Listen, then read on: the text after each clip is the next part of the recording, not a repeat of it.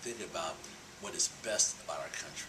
We think about what Dr. King fought and unfortunately and sadly ultimately died for. Dr. King was pulling all of the best of what democracy would be for all of us.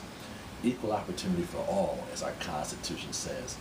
Dr. King preached a sermon of making sure that we were all fully included and fully involved in this democratic process, that we all had equal protection and equal rights under law, and that we should all be able to vote.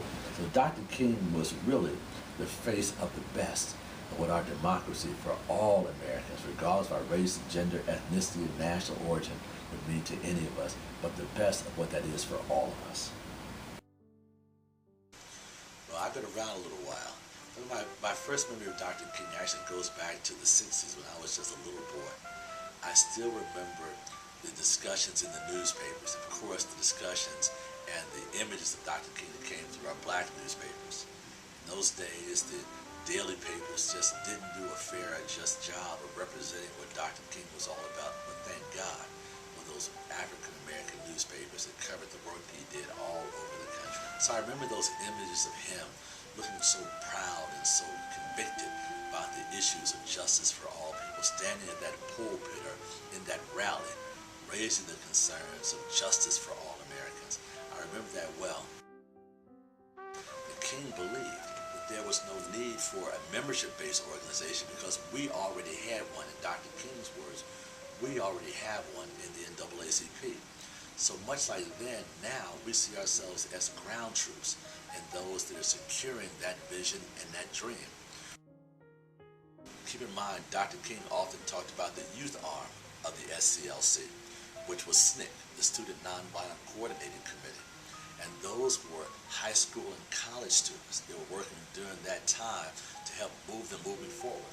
And in many cases, it was their involvement that actually precipitated the involvement of the SCLC and even the NAACP. But it was our young people that were on the front line along those lines. So understand what Dr. King was talking about. Understand the content as well as the context of what Dr. King was talking about, what was going on around him in our society. That gives them a clear view, in my opinion, of how effective and helpful they can be in moving this movement forward to continue to fulfill what Dr. King gave his life for fighting. So there's a lot for them to do. They don't need to wait, but we also need them in this process to not think that the work for civil rights allows them to negate the work to get good grades. We need them to become great people as well.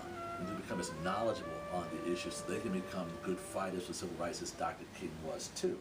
So we want them to move ahead, work hard, learn much, master the subject matter, become that leader that helps us push the nation to do what it promises to do, as Dr. King would have called us to do.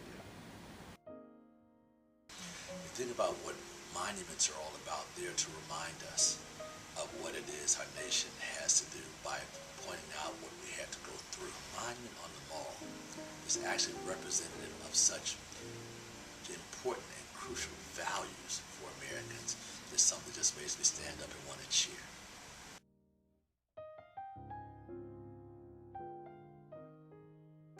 I'm Hilary Shelton, and this is NAACP Connect.